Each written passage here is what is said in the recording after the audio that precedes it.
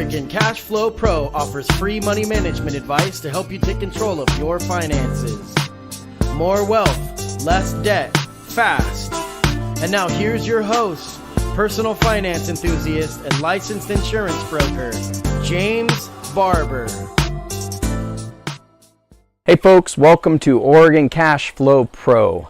Now we want you to be able to maximize your cash flow like a pro. And to be able to do that, you need to understand debt. And what is good debt? What is bad debt? And why are you using debt? So let's talk about traditionally what is good debt and what is bad debt. Bad debt is usually considered taking out debt for things that depreciate in value, for speculation, for high interest. A bad debt can certainly be something that is high interest. Typically this is associated with credit cards, but there's high interest car loans, high interest credit cards, high interest house loans. All of those things can be detrimental to your financial future.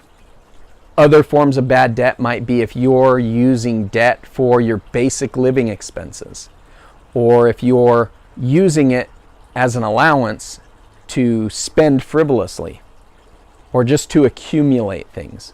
Those are not good reasons to use debt.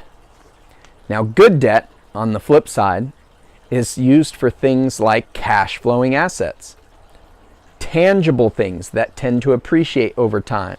Perhaps you're using it for rewards. In other words, you might be getting cash back by utilizing this debt, which effectively lowers your cost to purchase.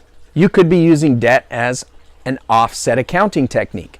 This is the fundamental basis underlying dynamic banking.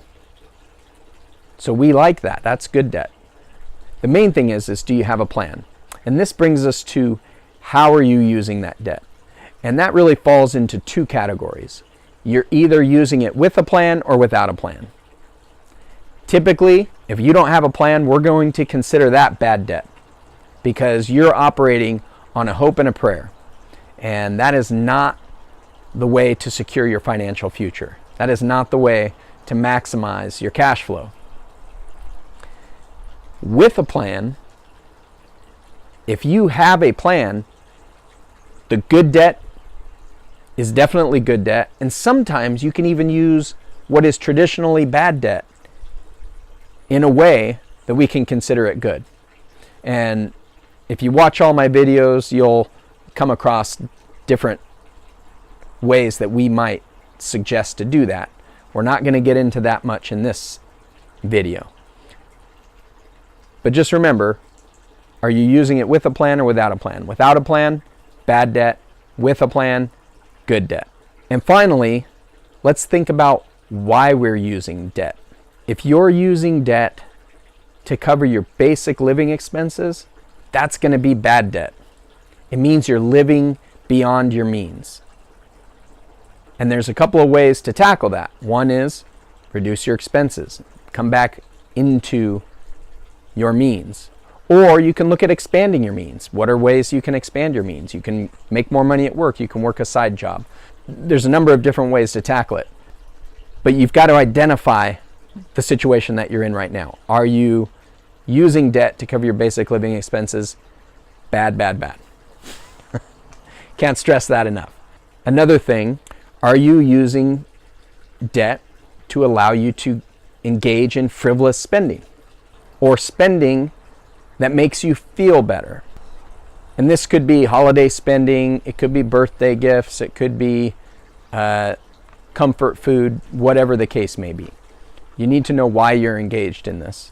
I mean, it may just be that you're trying to accumulate things. That also is a bad why to use debt. So in the society that we live in, the marketplace tells us, buy things, you're going to feel better.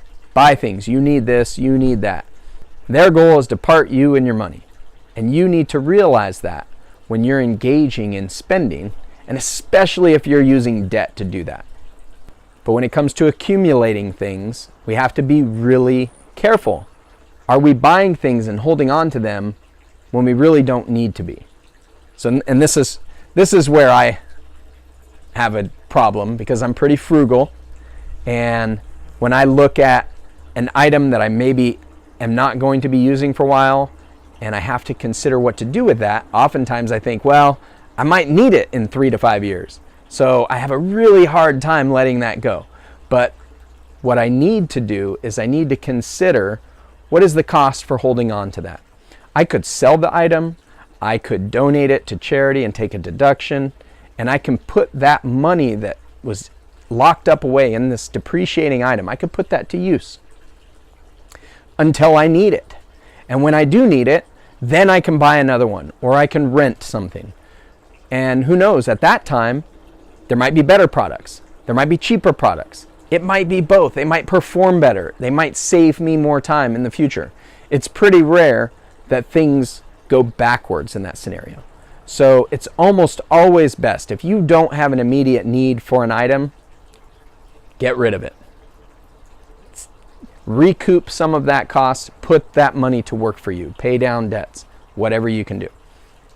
But what we don't want to do is get into the habit of accumulating things just to have them, because beyond the cost of the money that's locked up in that product, you have to have a bigger house, you have to have more storage, and all of those things cost money.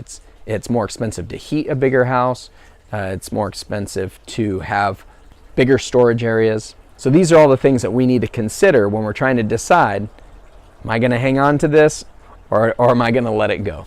Now let's talk about some reasons for why you might use debt in a good way. And why you might use debt in a good way could be to offset higher interest amounts. If you have the opportunity to, say, get a few $1,000s on a zero interest credit card, that might be a good idea to offset higher interest credit card, or a high interest car loan, or whatever. That could be a good way to use that debt. Another way to use debt in a good way is to accumulate cash flowing assets, or something that you know is going to appreciate. Now, that might be things like real estate or cash value life insurance.